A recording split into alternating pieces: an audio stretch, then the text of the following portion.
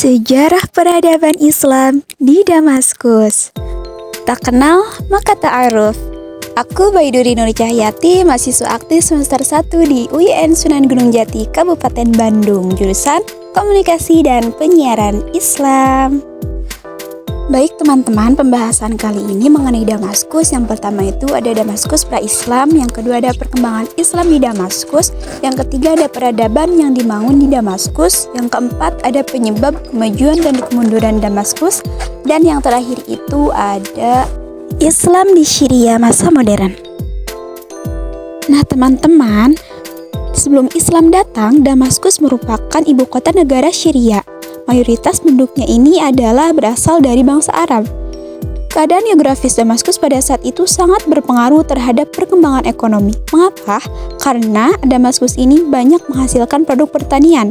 Juga dapat julukan permata dari timur karena begitu suburnya Damaskus, dan gateway of history karena Damaskus merupakan gerbang dari berbagai sejarah. Pada saat penaklukan Damaskus, ada beberapa penguasa yang sempat menguasai Damaskus itu sendiri. Pada tahun 3500 sampai 538 sebelum Masehi, bangsa Semit yang berkuasa di kota Damaskus. Lalu kekuasaannya itu diambil alih oleh Yahudi pada tahun 961 sampai 922 sebelum Masehi. Nah, pada tahun 625 sampai 538 atau 539 sebelum Masehi, Babilonia baru yang mengambil alih dari tangan Yahudi. Pada tahun 333 sebelum Masehi, peradabannya itu kembali menjadi peradaban Yahudi. Lalu pada saat tahun 664 sebelum Masehi, Romawi Timur ini mengambil alih dari tangan Yahudi, yang mana pada saat itu banyak agama Kristen di situ. Lalu pada 7 Masehi ini merupakan penaklukan Islam yang sebenarnya terjadi. Nah, mulailah pada saat itu penaklukan Islam di Damaskus, yang mana ada beberapa perang yang terjadi pada saat itu. Yang pertama ada Perang Mu'tah yang terjadi pada Jumadil Awal tahun 8 Hijriah atau 629 Masehi, yang terjadi antara pasukan Muslim yang dipimpin oleh Muhammad dan pasukan Bizantium. Yang kedua ada Perang Yarmuk pada tahun 636 Masehi antara kaum Muslimin dan bangsa Romawi Timur. Pada tahun 14 Hijriah itu terjadi Perang Damsyik yang lamanya itu 70 hari antara pasukan Muslim pada saat Khulafaur Rasyidin dan bangsa Romawi. Nah, pada ketiga perang itu perang dimenangkan oleh pasukan Muslimin. Yang terakhir ada perang saudara antara Abi Thalib dan Muawiyah pada tahun 657 Masehi atau 37 Hijriah.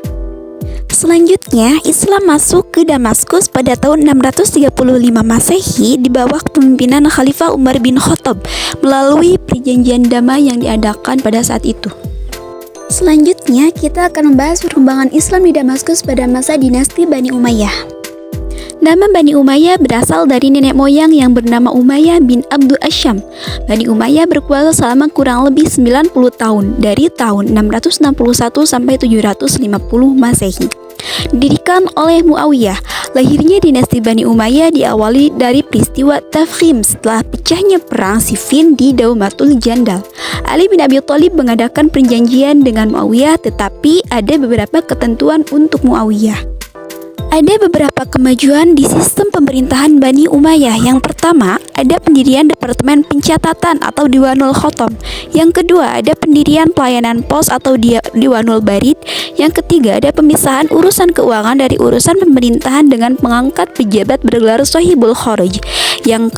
Selanjutnya, ada penggunaan bahasa Arab sebagai alat komunikasi resmi dalam pemerintahan. Selanjutnya, ada pencetakan mata uang, dan yang selanjutnya ada pembangunan fasilitas umum seperti gedung, masjid, sumur, jalan raya, dan sebagainya.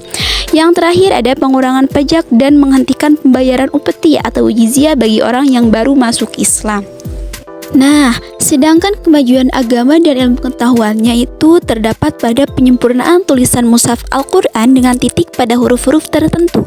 Yang kedua ada pembangunan Masjid Al-Amawi di Damaskus dan Al-Aqsa di Yerusalem. Yang ketiga ada perluasan Masjid Nabawi di Madinah. Yang keempat ada pembangunan rumah sakit bagi penderita kusta. Yang selanjutnya ada pengumpulan hadis, dan yang terakhir ada menyamakan kedudukan orang Arab dan non-Arab sehingga mereka kembali bersatu. Ada beberapa faktor yang menyebabkan keruntuhan Bani Umayyah. Di antaranya yaitu muncul kelompok yang tidak puas terhadap Bani Umayyah seperti Khawarij, Syiah, dan non-Arab atau Mawali. Yang kedua ini tidak adanya ketentuan jelas tentang sistem pergantian khalifah.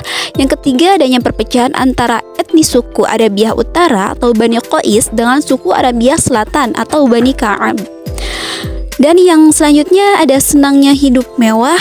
Yang selanjutnya ada terbunuhnya Khalifah Marwan bin Muhammad yang dilakukan tentara dinasti Abbasiyah sebagai akhir dinasti Bani Umayyah di Damaskus. Yang terakhir ini ada munculnya kekuatan baru yang dipimpin keturunan Al-Abbas bin Abdul Muthalib sebagai saingan Bani Umayyah. Ada beberapa peradaban yang dibangun di Damaskus. Yang pertama ini ada Qasr al-Hair al-Gharbi. Yang kedua ini ada Kubah as-Sakhrah, dan yang ketiga ini ada Masjid Bani Umayyah. Islam pada masa modern di Damaskus ini mencerminkan kompleksitas perkembangan di kawasan tersebut. Transformasi sosial, politik, dan ekonomi di Damaskus tercermin dalam berbagai aspek kehidupan masyarakatnya. Pendidikan Islam, teknologi, dan tren budaya berperan penting dalam membentuk wajah Islam modern di kota ini. Islam memiliki sejarah yang kaya di Damaskus, memadukan tradisi dengan pengaruh modern. Masjid-masjid di kota ini, seperti Masjid Umayyah, itu menampilkan arsitektur Islam, sementara perkembangan kontemporer mencerminkan kehidupan modern. Damaskus menganut keseimbangan antara warisan budaya dan tuntutan masyarakat modern. Kesimpulannya yaitu Islam masuk ke Syria pada tahun 635 Masehi atau pada masa Khalifah Umar bin Khattab. Syria atau dulu lebih dikenal sebagai Syam jatuh ke tangan kaum muslimin setelah pengepungan selama 70 hari. Jatuhnya Syria ke tangan kaum muslimin ditandai dengan adanya perjanjian damai antara kedua belah pihak. Ada zaman dinasti Bani Umayyah, Islam di negeri ini berkembang sangat pesat. Hal ini dikarenakan Damaskus, ibu kota Syria ini, menjadi pusat pemerintahan dari hal apapun.